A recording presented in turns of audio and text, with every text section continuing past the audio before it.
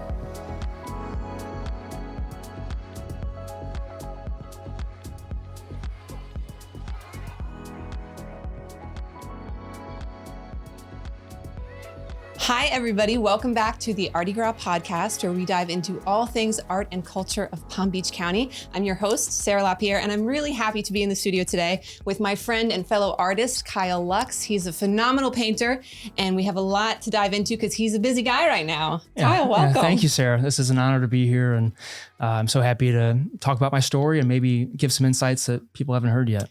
We have a lot to jump into, but I want to start with the background. Mm-hmm. Can you take us back to when you first realized that art was going to be a lifelong passion for you? Yeah. I grew up in St. Louis, Missouri, and my mom has a fine art degree. And so, like kids in school at that time, we got 1 hour a week, I think, in art class. And I loved it. We're doing sculpture, we're doing all these things, but I got to go home and continue doing it. I was using her college art supplies and these professional materials. And even just the finger painting, like we were talking about golden paint as before this, it's like, I'm using good stuff. And so that progressed, and around the clock, I loved it. I love sharing that time with my mom. And when I really got the bug thinking this was going to be a lifelong thing, I did a drawing at age 10 that I submitted to Sports Illustrated. And while I was waiting, I was showing people this drawing that I was really proud of. And I showed my 4th grade teacher. And Mrs. Brown, shout out. We're going to have to, I got to connect with her.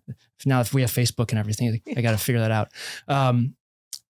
She commissioned a drawing. It was my very first commission. I was 10 years old, of Michael Jordan. So in 1996, the Bulls were on top of the world. They three-peated. And it's just like, yeah, this is one of the most famous people in being an athlete, myself, and competitive little, playing all the sports. It's just a huge gesture on her part. And I'll make sure she hears this. Yeah, I'll find her. But there's that little thing went a long way, even if she didn't like the result. I'm sure she did. I still have a scan of it somewhere. At that point, we had to scan my work and put it in the portfolio to save it. It's under my bed somewhere. But that's something that from that point on, I didn't necessarily know I would be a professional, but I was like, I love this. This feels really good to be acknowledged in this way for a talent and something that I've spent a lot of time on. And I want that feeling more and more and more. Yeah. What an awesome start. Yeah. And I relate to that a lot. My dad was a professional artist as well. So similarly, growing up, his studio was in our home, and he always made a joke where if you want your kids to pick up something, get the best version of it and just leave it out in an empty room, and maybe even tell them not to touch it. But we had, great art supplies, a room full of things. He would even let me paint on some of his canvases, like background stuff, but I was constantly underfoot in the studio. That's a great start though. I love it. And there's nothing like that first, especially when you're younger, that first moment of like, oh my gosh, I sold a painting, or, I made something that somebody valued, and we got to have this exchange, not just monetarily, but energetically, somebody's excited about something you created. It's at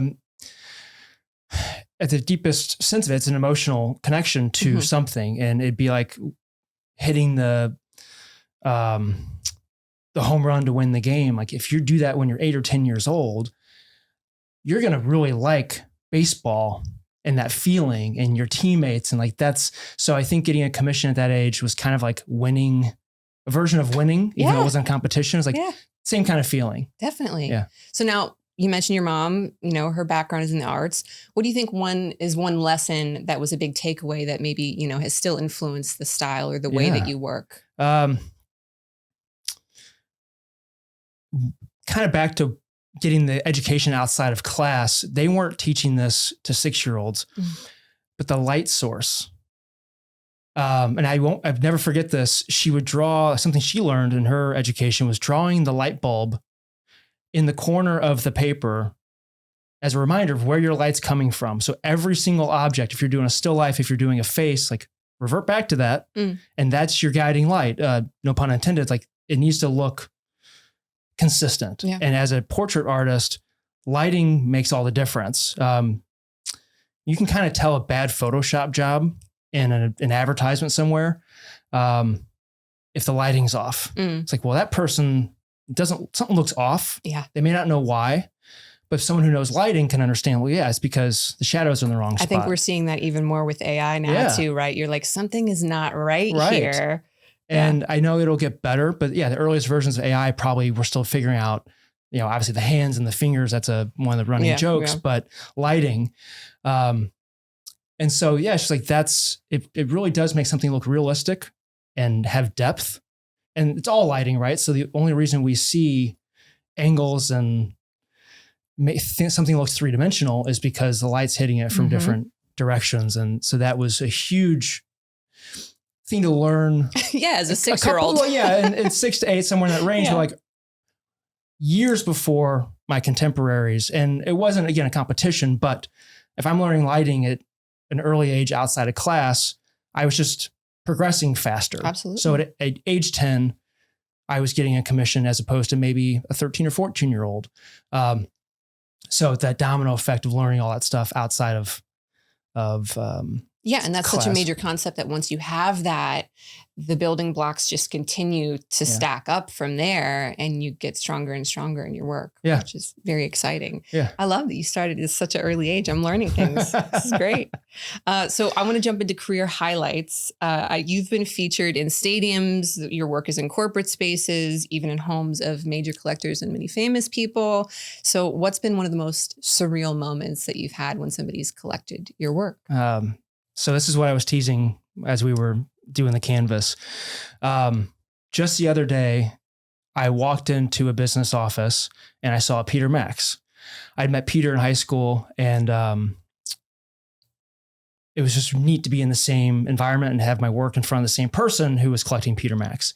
That person was Jack Nicklaus. Oh my God. Right? That's amazing. Jack's 85. His birthday was last month. Happy belated, Jack.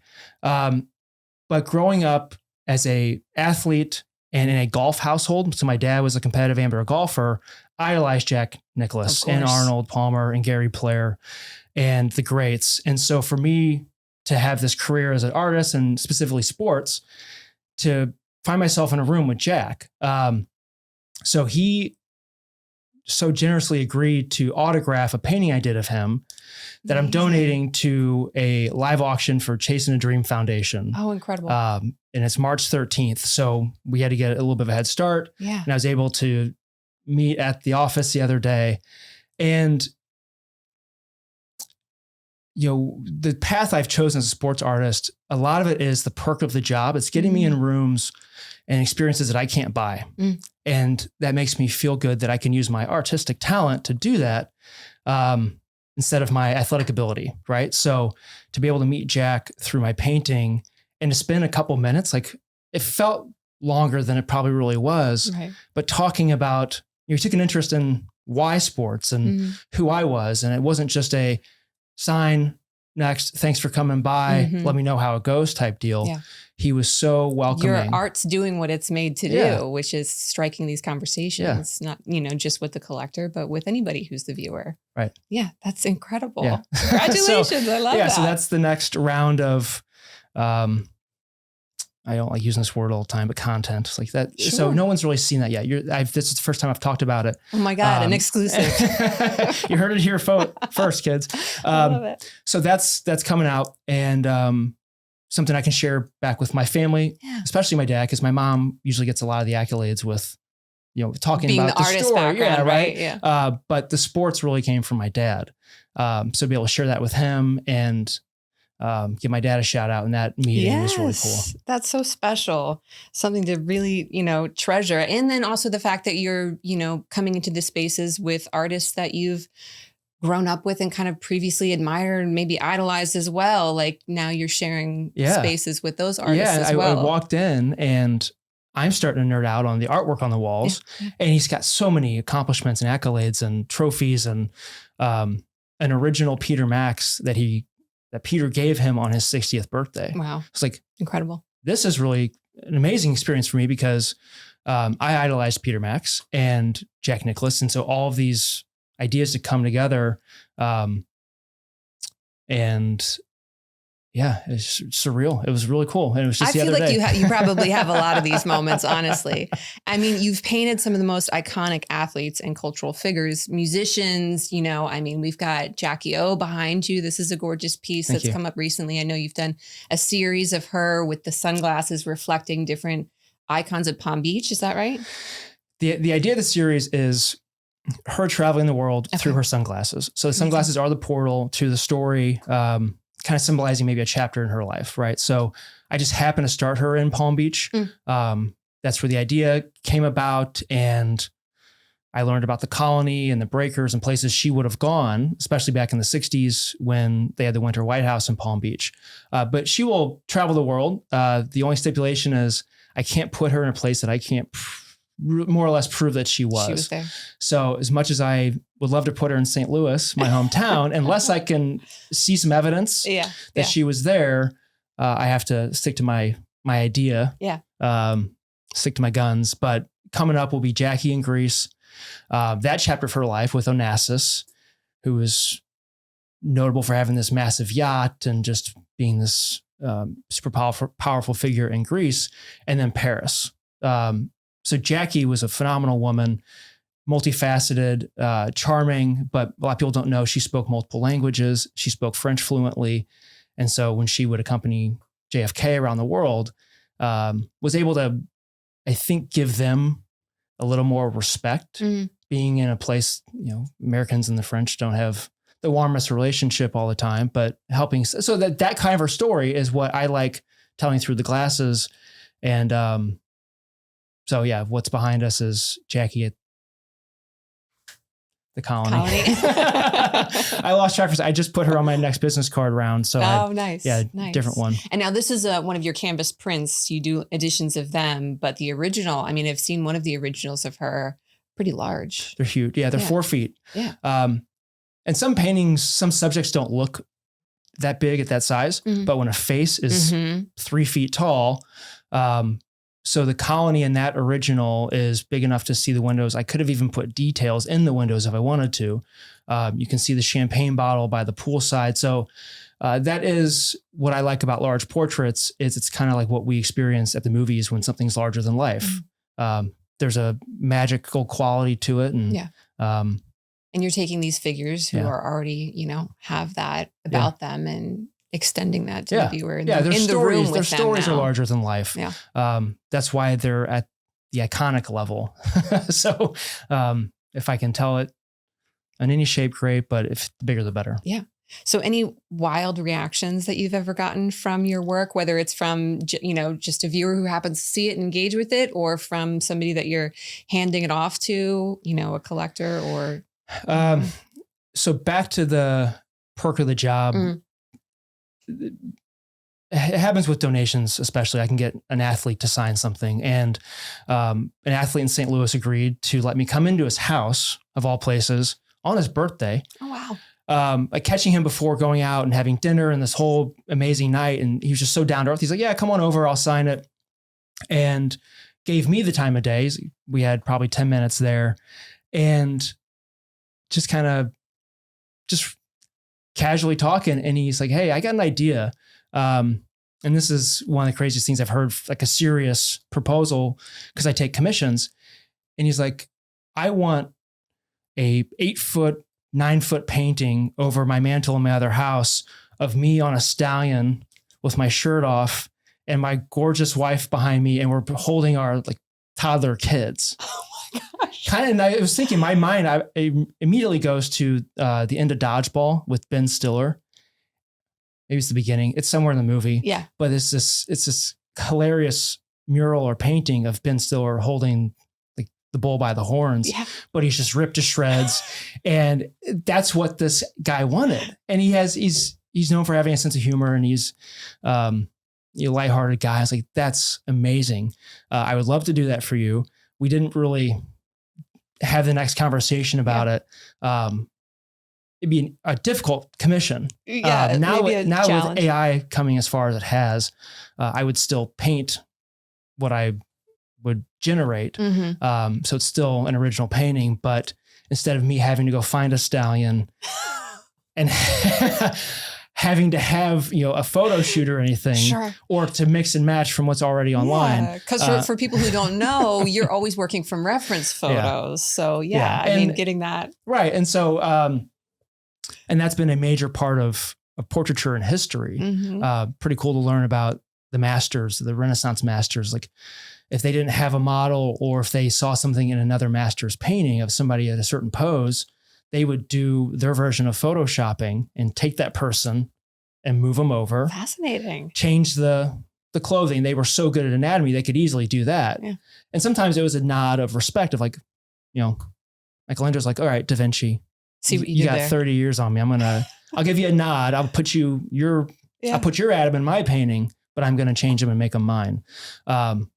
So there is I use a ton of references in my paintings. And something like that of the stallion and this, jacked athlete and his wife behind him, would take a lot of photoshopping and me to figure out how to put it all together. So it looks real, and to find the light source and go back to the basics of composition and making it look like it's not an illustration, that it's something that could have happened. I have a feeling that's what his idea was, like, it needs to look real. And so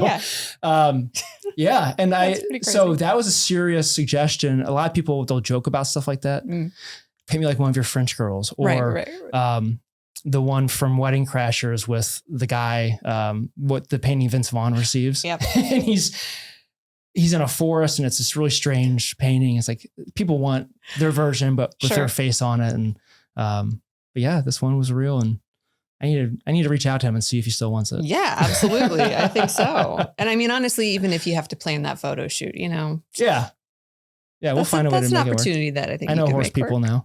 Yes, that's right. You do. All right. So, more about kind of some highlights, and actually literally talking about the horse people. Recently, you collaborated with institutions like Historical Society of Palm Beach, and then the USPA, the shop at the National Polo Center. So new ways of you kind of getting connected to the community here. And, I would just love to hear about those collaborations and how, they've impacted the way that you work and show in the community.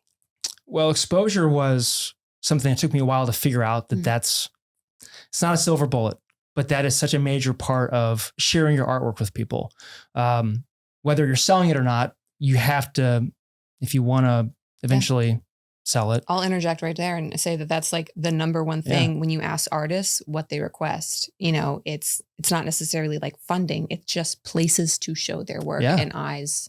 Yeah. Because we have a lot of friends in common and collectors. And so there's a lot of consistency in that world. It's great. We have our supporters, but there may not be the people from Wellington coming in to see a show that we're in downtown West Palm. And so how do you get exposure to that community and that circle?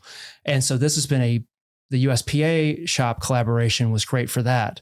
And to show people that I paint equestrian, but still sports and still in my style. And the Historical Society, also a different circle. Maybe they do cultural events, but not necessarily the art shows that we're going to be doing. So reaching tens of thousands of people through those different networks, it is exponential. Beyond what I have on social media and my email database and all of that. And it's kind of the tip of the iceberg, which is really exciting. Definitely. That Historical Society really came about mid-November. That's when that launched. And then the USPA Shop kicked off 2 weeks ago. Okay. Yeah. So there's more to come with them. And just more conversations to have. At the end of the day, it's really, really fun to meet people and see how they react to your work that have no idea. Kind of like first timers, like, what do you think? Like, yeah, they don't come in with any preconceived notions. As an artist, you're getting opportunities to push your work in maybe a different direction. Where, you have these beautiful series with the Hermes scarves that you're working on now with the horse. They're incredible and different, but like you said, still these energetic moments for sports related figures, just in a different light, a different way. And it keeps it from getting stale. Mm-hmm. Like, you and your mixed media work and like getting away from maybe what some people might know and in your calling card. Right. You have to go down these little rabbit trails sometimes. And as an artist, just have, take maybe even some risks and explore different opportunities to, again, whether you're just pushing yourself creatively or you're finding a new market or you're, just shaking things up for people who have been enjoying your work for many, many years. And they're, open to taking that journey with you as an artist. That's another just really special evolution that you get to go through as a creative, is being maybe recognized for something, trying the next direction and kind of seeing what people respond to and why it, says something to them. Yeah. I think it's natural for artists to want to evolve, and you get better with your specific ideas and your series. But the goal is the journey. Like, so to have it, like, it's not nearly as I could paint Jackies the rest of my life and probably sell a handful and have nice conversations from that. But I would just be getting better at painting Jackie. Right. And so that doesn't inspire me in the, overall. I'll switch it up and you want to keep progressing as an artist. So, okay, if you could have an exhibit anywhere locally, let's start here. We'll go global eventually. I know you're getting there, but anywhere locally, where would that be right now? And what would maybe the theme of the exhibit be? I've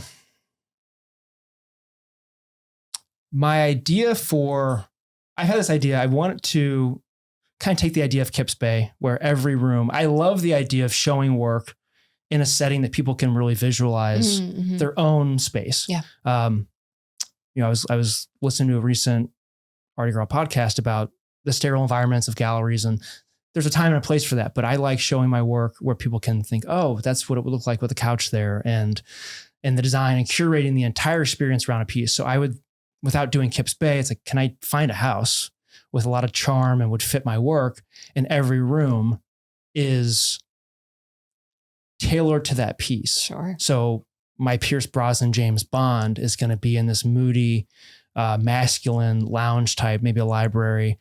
But then the next room over is a Jackie, and then you got something with the equestrian, and every room's an experience. It's still around the artwork. As much as I want world-class design, I don't need that competing with the painting. That's that's still my idea. The feature is the artwork. It's still my idea at the end of the day, and I'm trying to sell some paintings and let people have the experience of my work. So that's that idea. But if I had to choose something, maybe the next collaboration, or if someone was offering me a space, the Flagler Museum, as a history enthusiast, walking in there and feel like I was walking back in time, and someone, a legacy that is renowned up and down Florida, right? So seeing the name Flagler everywhere is pretty impressive. And to have that, his old home in the museum right under our nose, that'd be really cool to take the existing design and put my own spin on maybe the subjects in there that already have portraits, or something, maybe a painting that needs to help tell a story, and putting something contemporary in there and having that juxtaposition. And just extending the story that's already there. Yeah, and still do the ornate gold frames and all that, but maybe it's a just a modern version of a painting that would still make sense. Like that. I think it'd be really cool. Yeah, absolutely. And again, get me out of my comfort zone and push the boundaries and see what I could do with that opportunity. Yeah. Something like that comes to mind when you see like a really maybe well-known black and white portrait that you've only ever seen in black and white. And then suddenly you see it in color and you get a whole new perspective on the life of that person, the story that the time that they lived in. I think that would be a really interesting collaboration. I would love to see that happen. Hint, hint. If there's anyone from the Flagler Museum, listening. Okay, so we are going to take a short break and have a word from our sponsors, the Cultural Council for Palm Beach County. Those dinner reservations and tea times will have to wait because there's an art-filled paradise beyond these beaches. A mecca of masterpieces, spectacular sights by day and night. A cultural capital that's calling your name.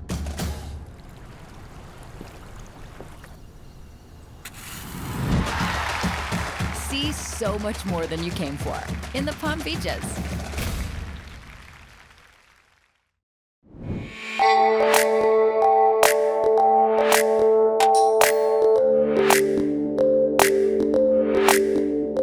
We're talking with Dr. Luis Peña, a lung specialist from TGH's Pulmonary Care and Sleep Institute. Doc, I want to talk about COPD. I've heard the term, but I really don't know what it is. So tell me about it. COPD is the chronic obstruction of a person's airways. Usually is caused by cigarette smoking, but there are other conditions that can cause it, like environmental exposure to contamination or chronic asthma, sometimes chronic infections or genetic disorders. How do you know you have it? People with COPD have a chronic cough, sputum production, or frequent bouts of bronchitis. So that's when you should go to your doctor and we can do pulmonary function testing. We can assess the exact lung function and determine if you truly have or don't have COPD. Can it be treated? It can be treated. We use nebulized drugs, inhaled drugs, and lately there are medications that can be injected, like the Dupilumab, which can be injected once a month.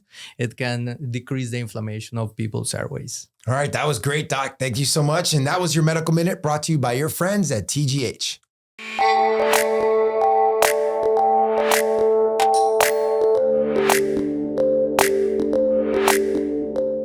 Okay, so we got to get into detail of your style because you have a really unique take on things. Your work is blending realism with expressionism, abstract elements. How do you decide, you're working on these portraits of very well-known faces. How do you decide how much realism and how much, I'm going to call it flavor, you're going to give something? I like that word, flavor.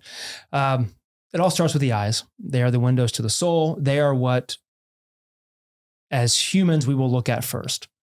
Just naturally drawn to people, right? So whether it's in person or on a canvas, that's where you're going to look first. So I have to nail the eyes. And this is I don't know if it's called a party trick, but somehow it works.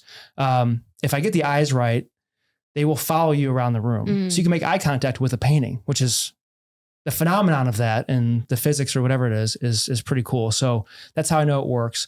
But outside of that and the face in general and making sure it's accurate, and not looking kind of like Sean Connery, like Sean Connery's brother. It's that is Sean Connery. And even with Jack, I knew I got his face right, but there's still a hint of nervousness. He knows his face better than anybody else. Will he approve? Will he agree? It looks like him. And so that was really one of the highlights of that meeting was he was complimentary and how I captured his face and the expression, because he's seen hundreds of paintings of himself. So outside of the face, then I can freestyle a bit. My favorite art book that my mom gave me is of the Impressionists, and I don't paint in an impressionistic style for the whole painting, but I like the idea of using that technique the further away you get from the focal point. And so if the hands are at the bottom of the painting, you don't need to see the veins. Just get the values right, get the light right, and the color to a degree. But if I overpaint and I'm trying to get all the details, you can't see the background. And the background is what makes my style look like mine, because it shows through. So if you see polka dots on a face, it's because they're in the background. If you see, pink on the side, like, yeah, that would be the lighting if there was a pink light, but maybe it wasn't there. And I need to, especially if it's a black and white, and I'm going to colorize it. Or if it's just an older style painting and want to make it look more contemporary, I'll add some color. And so that's where I let that expressionism show through from the background, the little impressionism on the painting as you get further away from the face. And also with, like, if I'm painting an athlete and there's a logo, I don't want that to be a distraction, because logos are, as crisp as possible. Yeah. They're vector images. They're all that. And they're literally designed to be eye-catching. Yeah, exactly. So. And for one, I don't want to step on anybody's toes and make it look like I'm endorsed by whatever the logo is. And that's not the point of the story. Unless the story is, if Nike is a major part of the story I'm telling with the athlete, different, there's a different angle there. I need to show the Nike swoosh. Right. But if not, then it could be anything. And I'll make a mention of it so that it's part of maybe the athlete's story. Maybe they thought I wouldn't be here without the support of Nike. So I'm trying to balance that without really adding too many details. Yeah. And then the hard part is knowing when to stop. For people that are used to seeing all the details, like how do you choose? And so, I think that just comes with practice. Yeah. And also deadlines. I love that. I have to stop working. This has to go out the door. It has to dry. It has to go. I promised this person by this day, and you got to stop. Yeah, that's true. So when you're capturing these high energy, high intensity moments with a lot of the athletes that you paint, I want to know what your process is like for selecting that one, split second in time, because of course, if there's, a big win, there's a big moment, but you're narrowing the field down to this like tiny, how are you selecting that? I love a good sports story. And so I get passionate about whatever it might be. I also want it to be original. So if it's a walk-off home run in a World Series, you might see the same 5 major famous photographs from that. It's like, what's the 6th, or what's a different way to tell the same story, but to still stand out from the crowd and make it my own. I never want to look like I'm copying another artist.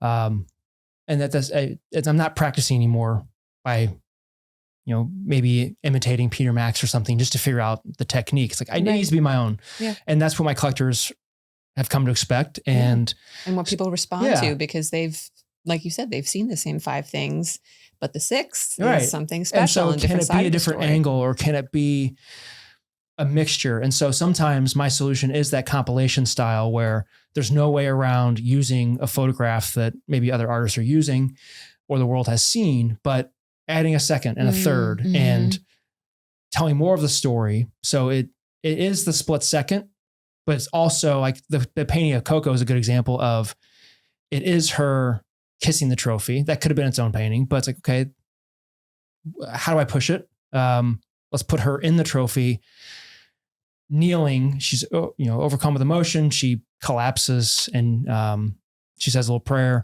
but then Billie Jean King as well. And so telling that part of the story. So the painting could be a chapter in a book and not just a paragraph or a page. It can tell more of that. And so that's really it, trying to find my own spin so that it looks like mine and I can tell a story. Right. All right. So I have a list here to read off of: tennis, hockey, polo, show jumping, soccer, basketball, football, golf, Grand Prix racing. And I'm sure I'm missing things, but this is already a long list of the ever expanding sports portfolio. And is that still expanding? Yeah. The sports story, the emotion is what drives it all. And so you could tell me that the Michael Jordan of cricket is still playing down the street, and like, okay, tell me more about it. I don't know about that world, but I'm all in. So we could get a curling painting someday. Right. Yeah. And as a artist that takes commissions, that could easily come up. And that's an honor for me, especially if it's coming from the athlete, or more likely the agent or the spouse or maybe the sponsor being chosen as the artist to capture that story. But a perfect example is like, I didn't realize, growing up in St. Louis, what was going on in South Florida and the equestrian world, especially the polo world. And I hope if you don't go to polo, and maybe you don't care, but the more you learn about it, the more you'll appreciate the Michael Jordan of polo is playing and he's still dominating. So Adolfo Cambiaso is out there, very accessible on a Sunday to watch the best polo player in the world. And I assume history. I don't want to misspeak here, but go take the chance to see this athlete. If you're into sports, maybe you won't be your sport. And as you can probably tell, polo's growing on me and I'm getting more excited the more I learn. Yeah. And so, yeah, it's just, there's so many stories out there. And the different sports also challenge me to use my technique and maybe techniques that I have. And instead of the splatter paint from being the shaved ice in hockey, it's the dirt in a polo match. Yeah. So it works, and you got to kind of tap into your tool chest there and maybe use something that you haven't had to use in a while to convey that story. Yeah. Is there anything that's on the radar, like, coming up that you're expanding into? Well, it'll be more polo paintings. Mm-hmm. I will have another pop-up out at NPC. Nice. With the USPA Shop. So I need to do more of that. More scarves on the way. This Hermes idea I'm really excited about right now. And just had a very warm reception to the horses and my version of horses. And kind of harkens back to that. The emotion when I was 10 is like, this is great. You're getting some applause. Like, keep doing this. Yeah. Like, that's fun. So, no specific commissions for anything like that, but it is nice to balance the commissions with, whatever passion I have at the moment, and see where that goes. Very cool. So I want to talk about one of the techniques that you use in your originals, which is this spot varnish that you do, right? So you'll kind of, hide in plain sight words. Maybe it's a name, maybe it's a lyric, a moment, something that you are, like I said, kind of hiding in plain sight that you can see only at certain angles within the light. What is it about this like element of surprise that you kind of like to give your viewer? Well, yeah, it's more than meets the eye. Mm-hmm. So it makes you engage with the work. And even if you're walking away from the painting and it catches your eye, it's like, oh, come on back. Like, give it another 10 seconds, give it 20, 30, learn more about it. It's so easy to dismiss artwork when you don't know what it's saying. And it gives me a way to tell more of the story without overdoing maybe a graphic or something that's really in your face. Like, I could put letters in the background, but I don't want. For one, there's another sports artist that's famous for that. Stephen Holland is an inspiration of mine.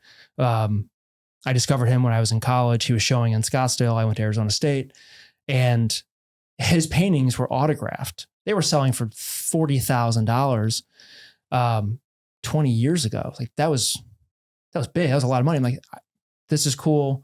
It's great work. But there was more graphics to the background. It's like, okay, well, I don't want to look like I'm copying him. Let's tone that down. But what's a way to still tell the story? So that's that extra layer. And I like that it does cause people to walk back and forth and maybe crouch down, find that angle of light so that they can read what it's saying. It's mostly words.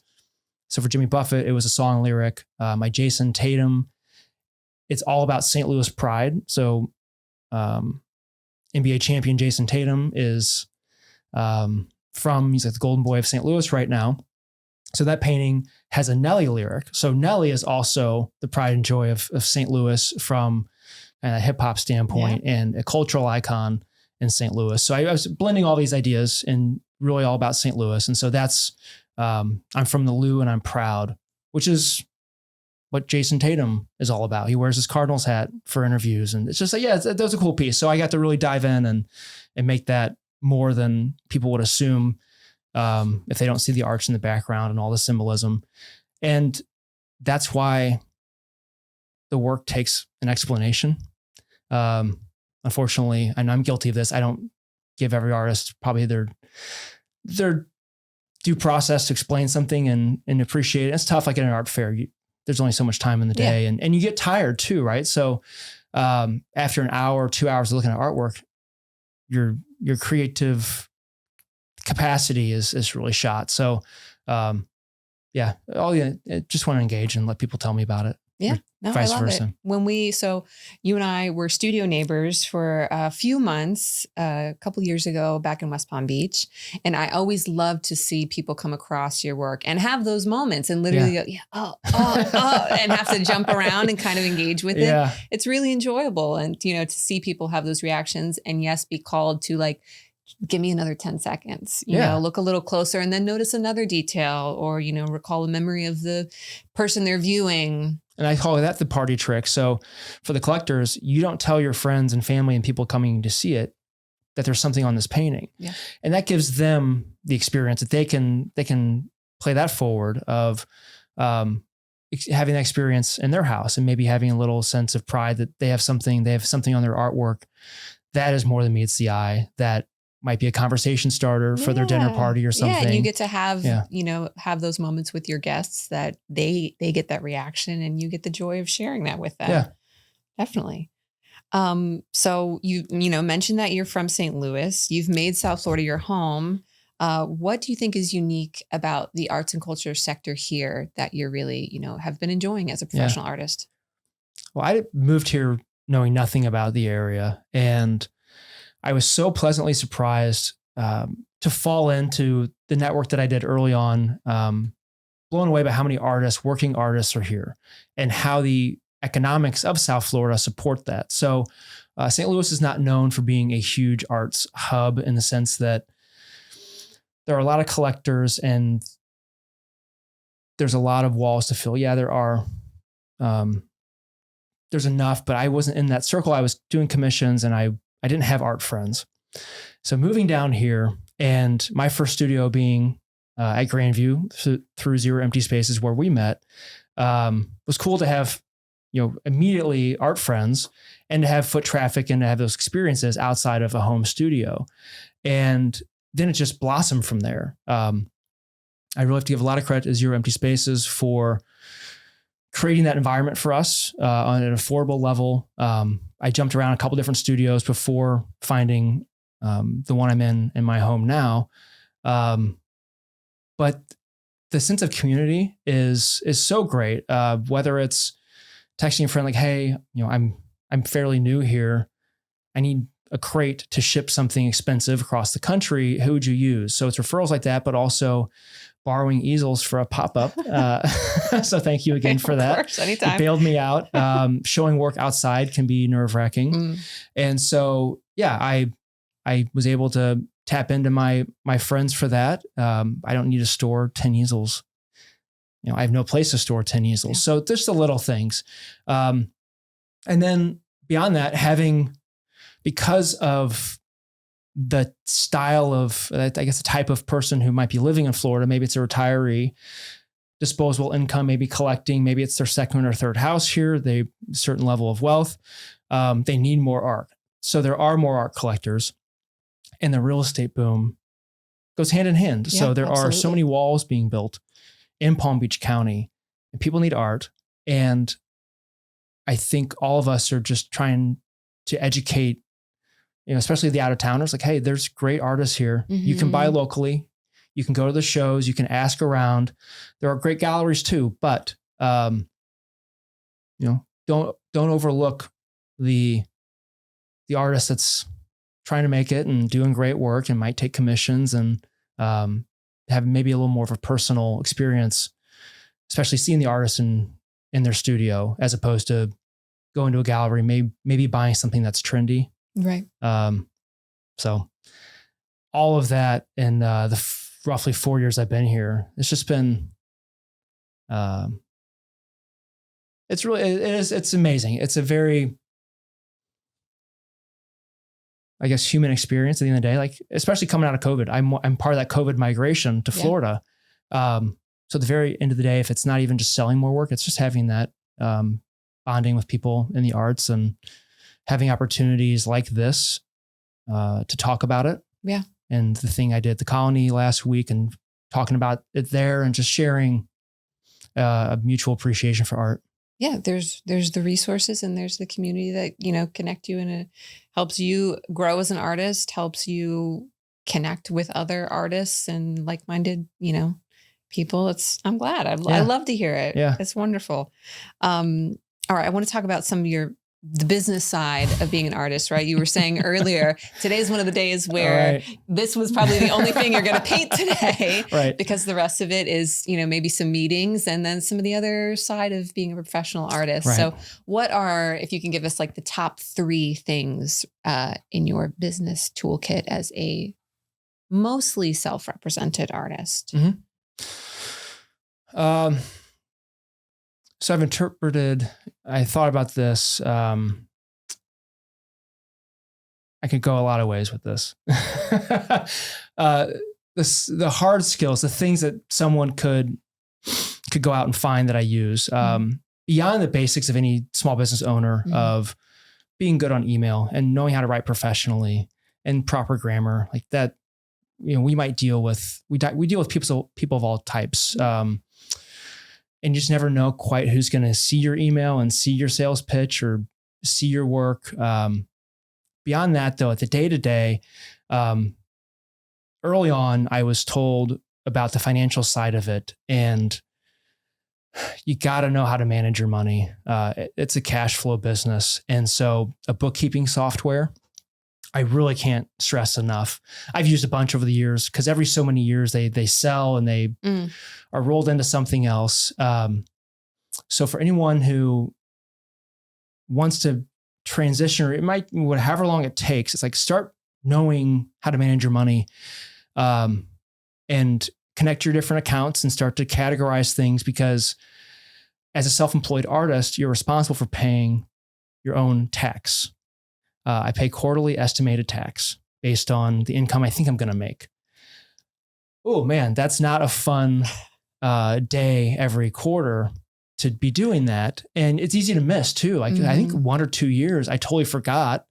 And then at the end of the year, I owed, that you get fined a little bit. And so whether you do your own taxes or you have somebody help, you got to have your hands around the numbers. Yeah.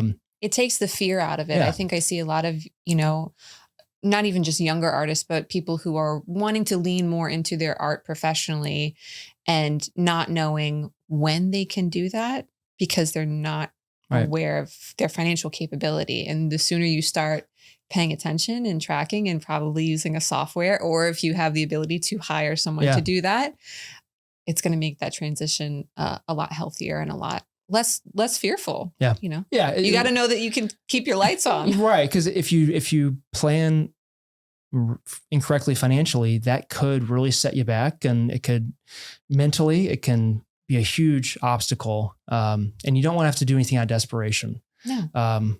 You know, we've all been there where we've taken commissions that we maybe didn't want, but we needed the money. And I think the goal is over time, do less and less of that. So that's the first big one that I see on almost a daily basis. Just keeping an idea on the finances. But my spreadsheet of everything that I possibly touch is it's like the tab on my computer that never closes. It's what I'm working on, what the projects are, whether it's just an initial pitch or it's an active commission. What's the size? What's the deadline? Deadlines are huge for me. With my business background and meeting deadlines and publishing dates and all of that and advertising, it's like, I especially with commissions, like if you don't have a deadline, we're going to put one on it because this is how I work. Yeah. I think a lot of people will respond better to having a time constraint, especially to work that may never be finished. Right. So having that spreadsheet, because over time, you know, the idea is to have more works than you can possibly count. And remember, you want to know where things go. You want to have an idea of pricing. And so you can increase your pricing over years. So it's all just a way to measure your career annually and then over time.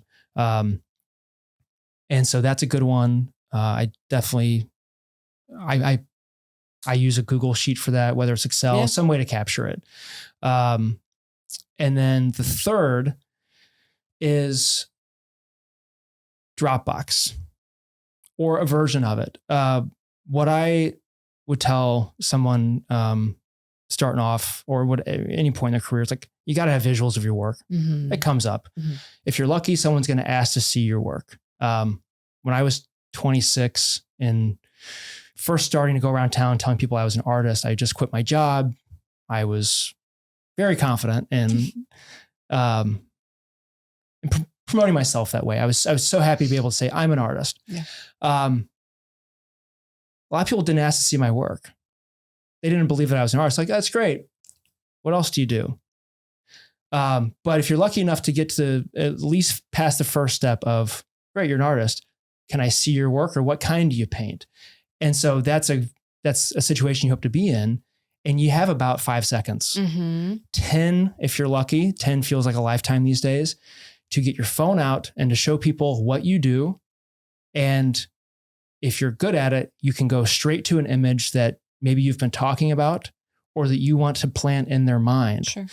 So with my Dropbox, or it could be Drive or some other file sharing, some way to pull out your phone, I can go into Dropbox, I go to my portfolio, and I have groups of portraits, equestrian, cityscapes, which I don't do a whole lot of, but it might come up. Mm-hmm. So depending on who I'm talking to, I can very quickly go to something and then flip through. So that's a huge, I guess, skill that I've polished over time. I think that does sound really polished. So much of our portfolios are digital these days anyway. Nobody, you're not carrying around a physical portfolio, but that's a lot more polished than saying opening up a social media account that you kind of have to maybe scroll through a little bit to find the thing that you want to show them, Right.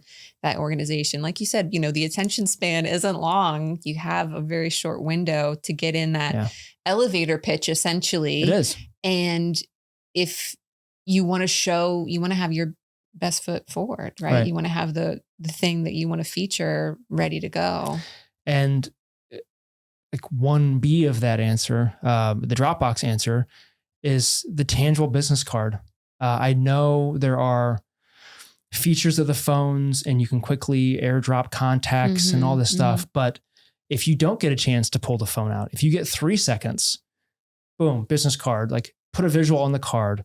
And because I'm crazy about business cards, I always carry 2 different versions, depending on who I'm talking to. You just never know. So I carry a Jackie in case people might know that work, or maybe we're talking about something more feminine or a portrait like that style. But if I have a conversation about something maybe more masculine, maybe sports related, maybe equestrian related, I keep my jumper as well. And those change every so often. Yep. Every 6 months to a year. Business cards they're not that expensive, but they're worth having something in case you can't pull out the phone, or you can't find what you're talking about. You need to leave something on a counter. Like, you can't do that with your phone. It helps to have something tangible. I don't think we're not there yet for sure. We aren't. And especially with, potentially the demographic that you and I and other professional artists might be dealing with are, in later in their years, who aren't necessarily the people who want to tap their phone to your phone to have something saved somewhere in their files. They still want the physical, tangible thing that they can put in their wallet, in their pocket. And I have people that don't want to even email me. So there is a generation that is not comfortable on email. When I first moved down here, I don't like phone calls. I'm just going to tell it to the world right now. Don't call me. Don't call Kyle. Let's plan a call. I'm happy to do that. But my phone's off half the day, and it's not an efficient way to communicate initially. I like email. So I'm on the same page. I like an email because also, there's maybe a little bit of ADHD rumbling around in here, and I need my notes. Yeah. I'm a note taker. So I love to have it categorized. Like, I have my email organized, I love an email. And we're going to get to email eventually. Absolutely. Sharing files, sharing comps, submitting a painting for approval before it's delivered, that kind of thing. So we're going to email. Let's just start there. But I didn't realize that was a thing for people. And so when they would get my business card, they go, "Where's your phone number?" Like, oh, no one gets that. So eventually I got enough of that. I'm like, all right, let's see where it goes. I got a second number, got the bat line. And put it on my cards. So now it's there. So that's something that, again, it helps if you just never know who you're talking to and you don't want to alienate somebody because you can't meet them where they want to, if you want a collector that only wants to talk on the phone. Right. At some point, as a self-represented artist, you need to be a certain level of accessible. Yeah. And if email isn't it for just that one person, yeah. It might, you might need to give out your phone sometimes. Yeah. So that helps. So it is nice to have a card, and that's a solid 3. That's a good top 3. 3.5. Yeah. 3.5. That's good. All right. So I ask this question to everybody who comes on here. If you had to pick one event, place, thing related to arts and culture in Palm Beach County that anybody visiting or living here, you really think they should experience, what would that be? This is going to sound like a really shameless plug. The History Museum, the Richard and Pat Johnson History Museum, downtown West Palm. And not because my work is there as part of the exhibition, but what they put in there has artwork. It has phenomenal paintings, the Highwaymen and some others that I'm biased because I love history and I love, you have to acknowledge where we've come from to, enjoy what people have done for us and put us in this position, but then how we can pay it forward and for the next generation.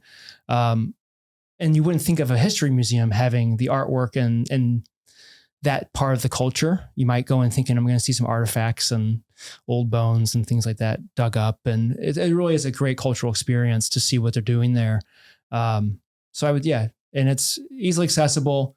There's a lot going on in that building. Downtown West Palm Beach, right? Downtown West Palm Beach. It's the home of the Historical Society of Palm Beach County. But the sign out front is the Richard and Pat Johnson History Museum.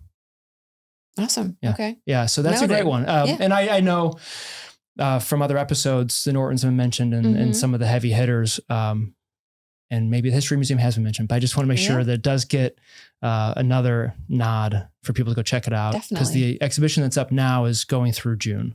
Awesome. Okay. Fantastic. Good. So we have an opportunity to go see it still. I like that. All right.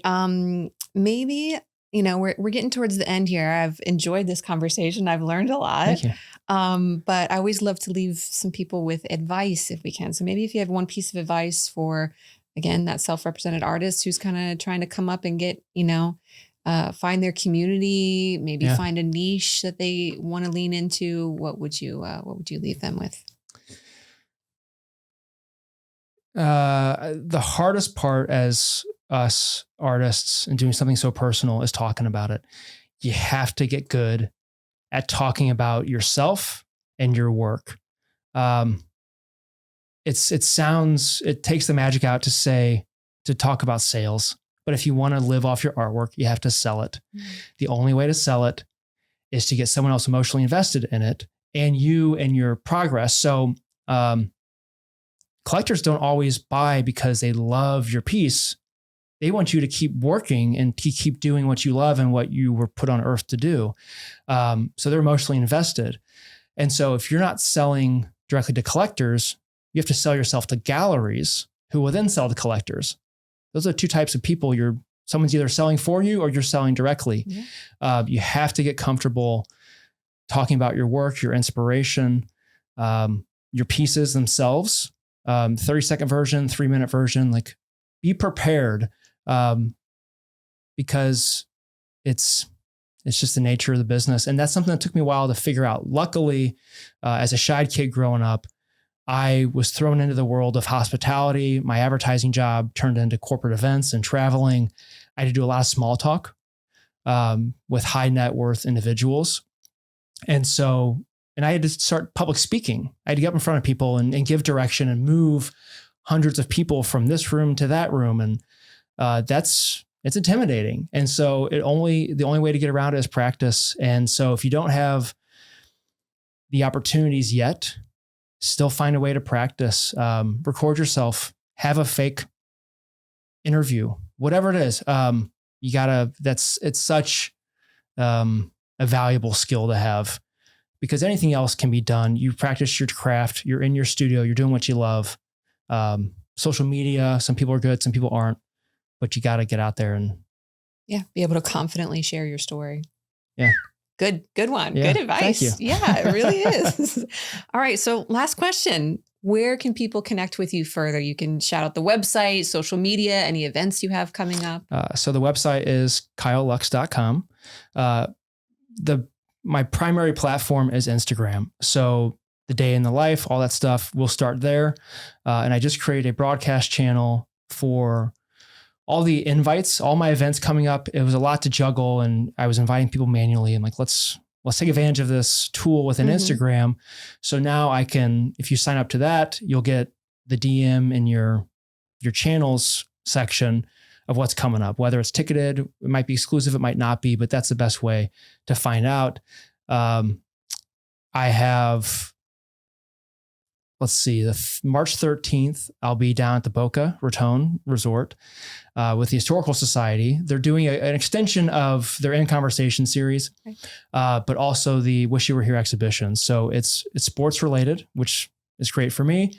So they'll have a panel of athletes, but my work will be there to help just kind of add a little visual stimulation to it. And then I haven't pushed it out yet, but I will have another activation with the USPA Shop out of the National Polo Center. That'll be in April. Okay. Yeah. Awesome. Great. So we've got some opportunities to connect with you. As always, I appreciate you so much, just, seeing your energy in the community. And I think what you share as an artist is something to aspire to for other artists. So I appreciate how you do your work, share your story. And I always love to see it. I'm always cheering you on in the background and the sideground. So thank you for coming on today and talking with me.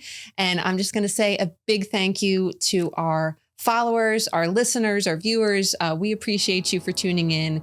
Connect with Kyle, find out where, the events that you can see his work. And I hope to see you next time. And one last thing, a big thank you as always to our sponsor, the Cultural Council for Palm Beach County. See you next time.